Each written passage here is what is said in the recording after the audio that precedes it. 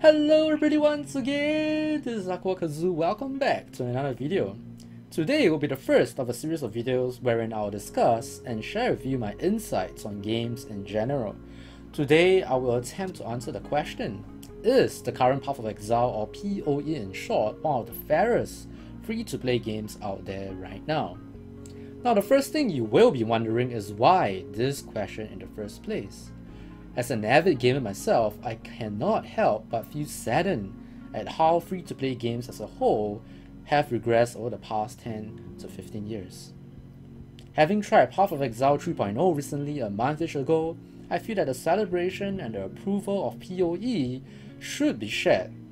And with its ever-increasing success, as you can see on screen, that will help to prompt more free-to-play game developers and publishers to actually learn from and look up to when it comes to monetizing their games, such that it is a win for them and that it is a win for the player base as well. Just to be clear, this video is not a sponsored video for Path of Exile or for grinding gear games. So what is so good about Path of Exile compared to other free-to-play games, like MMOs, ARPGs that are available out there right now? But before I get to that, let me first point out what has been going wrong with other free-to-play games right now. To get my point across proper, I'll be using examples from free-to-play games that I've played personally in an in-depth manner for the last 5 years. The two games, all of you have guessed it, that I'll be referencing from will be MapleStory and Dragoness. What are two things in common with these two games that are what I call, not as good as compared to Path of Exile? The first thing is how these two games have a pay-to-win notion that, when everybody talk about Dragoness, when everybody talk about MapleStory, they're like, that's a pay-to-win free-to-play game. The other thing that is more specific here, or that is, I would say, what I'll be focusing on, is how these two games are, designed in a way to actually make the average player, or any player for the matter, to feel very locked out of certain content. And these content usually refers to end-game content in those games. Now take note that I'm not just going to focus on the pay-to-win aspect of those games, but what I really want to emphasize is how one actually feels in terms of his chance to be able to complete the end-game content for that particular free-to-play game. So in summary, MapleStory and Dragoness, for their player base, these games are designed in a way, mechanically, in terms of mechanics, how you progress or how you gear yourself, to make it very, very, very, very difficult for, around I would say the majority of the player base to be able to see that they can actually get to endgame, or they can actually complete the endgame content in the game. Okay. So, just to be clear again, I'm not referring to how difficult the endgame content can be mechanically to the average gamer. The trend of dumbing down of games mechanically to appeal to the average casual gamer is another topic we'll talk about in another video. I for one appreciate difficult raids, bosses, and endgame content, since that is how it makes games satisfying and fun to play.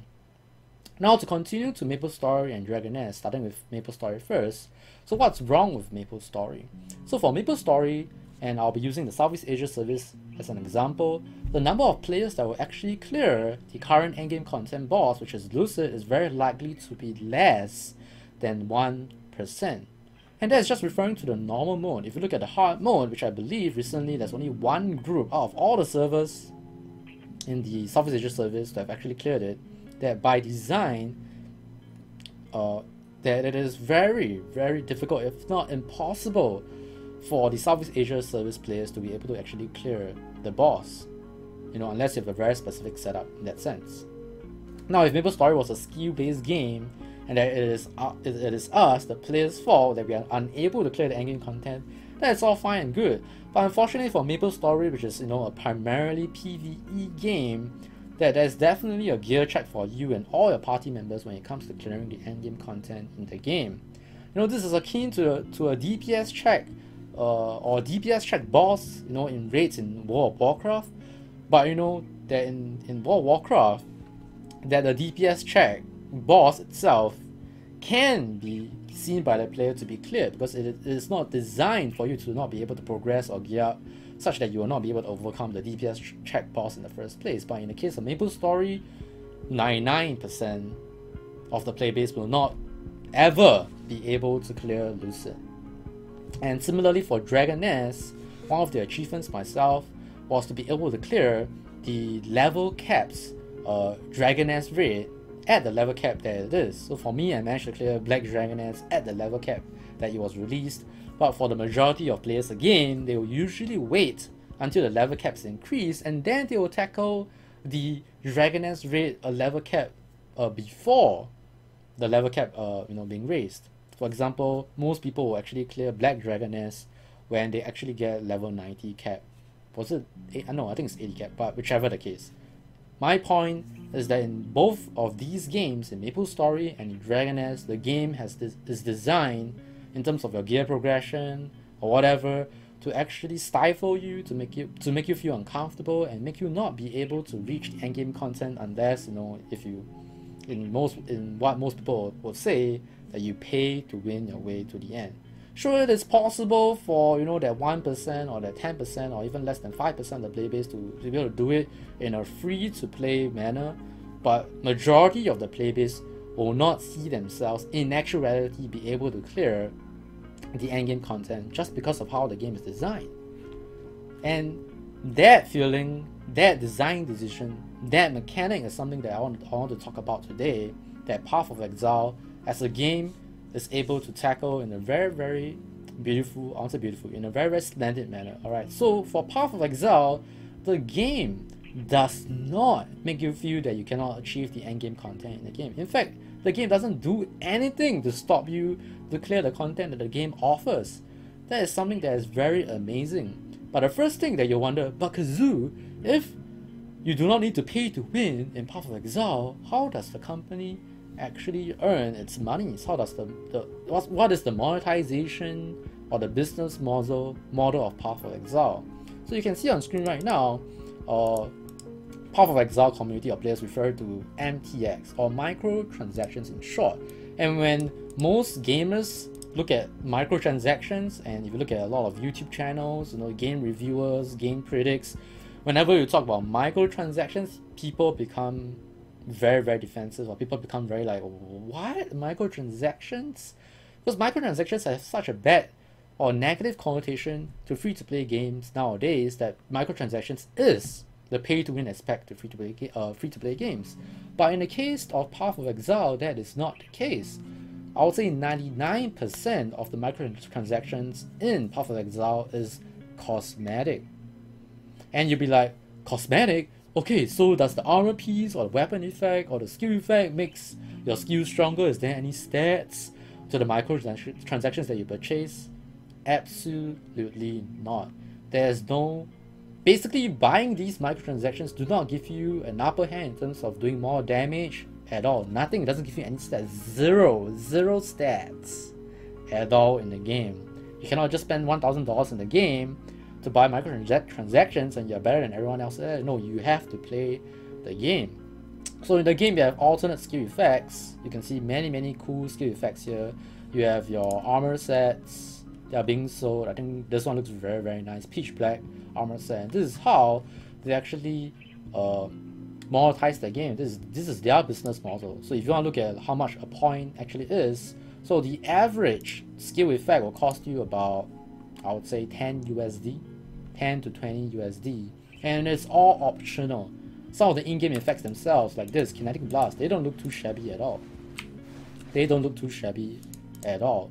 So Path of Exile is not a perfect game, by no means a perfect game. That is something that is not, I would say, I think people will argue that it's pay to win in a certain way, in the very least, in a very, very small sense, that is pay to win, in which that, remember I mentioned that it's 99% cosmetic.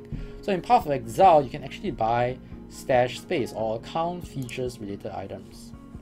This is actually a thing that most of you would feel like you feel compelled to buy.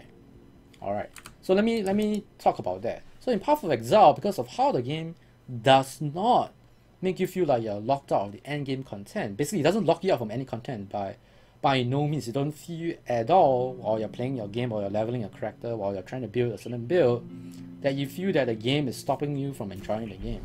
And I think that whenever you play a free-to-play game like MapleStory or any free-to-play game out there right now, you always feel that if something is not available to you and it's available in the cash shop, that yeah, the game purposefully removed that from me so that I need to spend to be able to compete with the rest or be able to reach or complete certain content. So Path of Exile does not make me feel that way. I don't know about the rest of you, but for me personally, you know, when I made my first character, which is a Frost Blade Raider, you know, it's a starter build. I have 3 characters right now, and I can tell you that when I first played Path of Exile, just to give you some context, I didn't play PoE before 3.0 is out, so I'm not like, oh, I'm an avid PoE, you know, player, and I'm quote unquote biased. This is coming from someone that have never played PoE before 3.0, and I really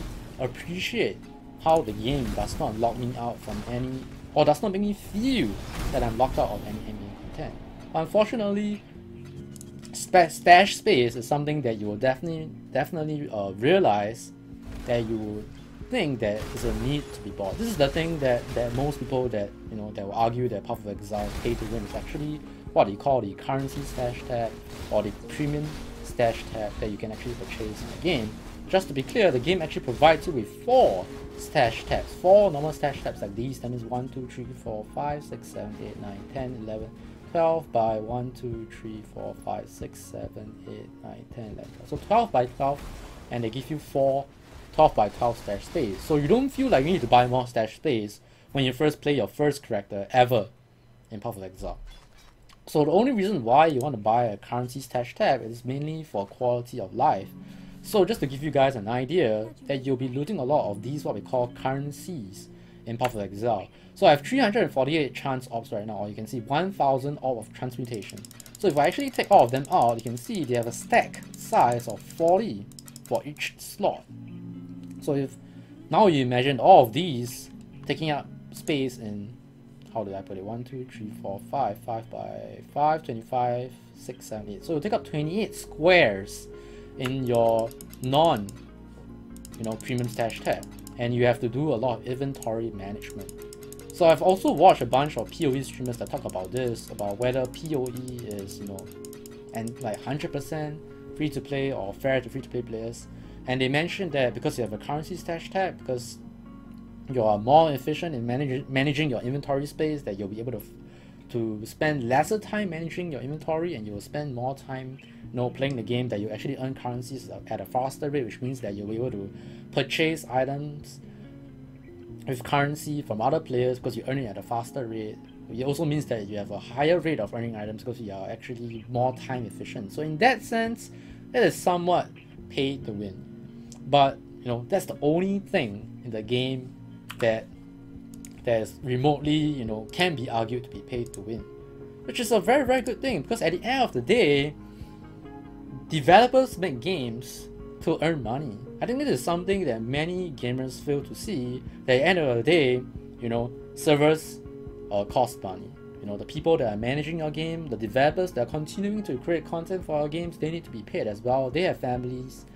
They need to be paid to continue, you know, improving and creating more content for the game. So the game have to be monetized in a way, no matter what. So 99% of the game is monetized with microtransactions.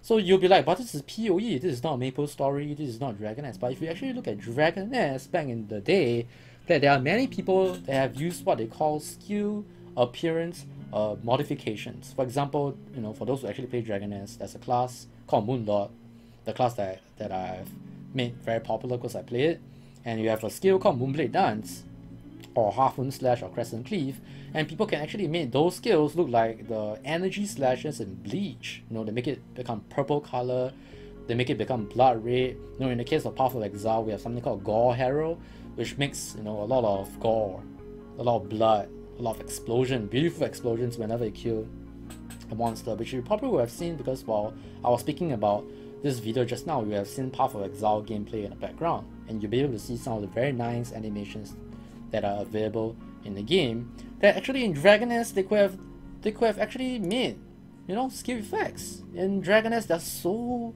many classes, there are so many skills, and in Dragoness there are costumes as well. So why does those costumes in Dragoness have stats when in actuality you can actually sell armor sets that looks beautiful that people will spend money to buy but don't have stats at all? You see.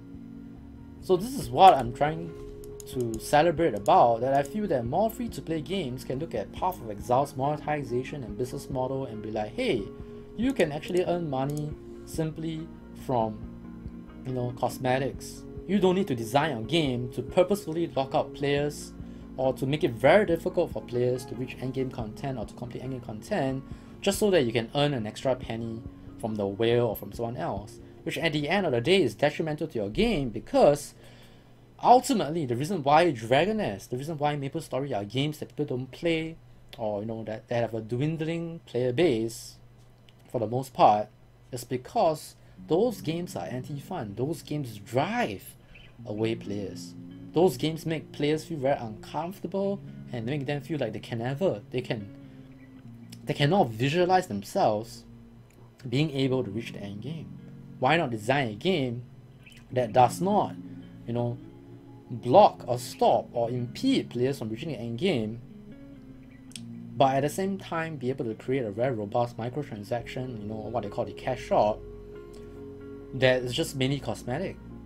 You know what I mean? I think Path of Exile is one of the only games that I've played and spent money on for the past 5 years or 10 years, I think, that is free to play, that I gladly spend my money because I want to support the developer. Yeah, I think a lot of other streamers that have recently played on Twitch when Path of Exile 3.0 was released, many people actually tell themselves this: how can this be a triple A? How does this game feel triple A, and it's free to play, and its microtransactions aside from its, you know, stash tabs, that it is free to play entirely. There's no stats on costumes. The game doesn't stop me from reaching an end game at all, but it's free to play. It's amazing. Think about it. Can you imagine if upcoming free-to-play games like Lost Ark, like I cannot imagine that Lost Ark is going to be successful having tried Path of Exile. Just like how Dragoness have spoiled me when it comes to MMOs, when it comes to combat in MMOs, that I cannot play any action, you know, RPG game, even though, you know, PoE is an ARPG, but I cannot play a non-targeting ARPG, you know, or like Dragoness anymore, because I've been spoiled by Dragoness combat system. Similarly, after I've played PoE, I cannot find myself enjoying games like MapleStory anymore, and ask myself, how come this game is stopping the rest of my friends to be able to complete endgame content in a very deliberate manner, and that makes them very unhappy, and that drives them away from playing the game. And PoE in that sense actually brings people in, and this is why I want to celebrate and talk about why Path of Exile is, in my opinion, the fairest free-to-play game that's available out there right now that I've played personally. I think others out there that could be akin to PoE could be Warframe, but I personally have not tried Warframe in an in-depth manner, so I cannot actually talk about Warframe. So if you want me to talk about Warframe in the comment section below, do let me know. But I think that's it for this close to 20-minute video where I talk about games in general. So don't worry, remember I mentioned that I'll be making a series of videos. So the next video, or the next topic that I'll be talking about or discussing about, will be why, you know, there's a recent trend in terms of how MMOs, especially Korean MMOs, have not found, you know, success in the past 4 to 5 years. Why is Korean MMOs not doing well internationally, or, you know, they're just not doing well as a whole? So that will be the next topic that I'll be talking about in my next video. So as usual, if you enjoyed this video, feel free to hit that like button, and, you know, if you like my content, subscribe to my channel. And apologies to everyone who actually have been waiting for videos on my channel. I have been trying to brainstorm to try and figure out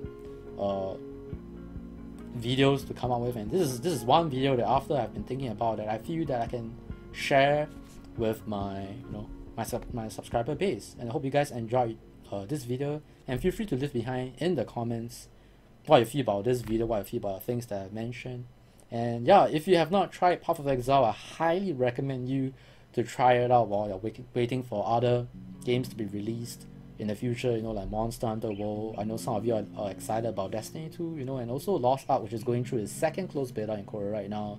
I hope, personally, that more free-to-play game developers, publishers will look to Path of Exile and how well it's doing, that, they'll try and learn from it and be able to monetize and come up with a better business model for the games that makes a win-win situation for the developer and for the player base and the player itself.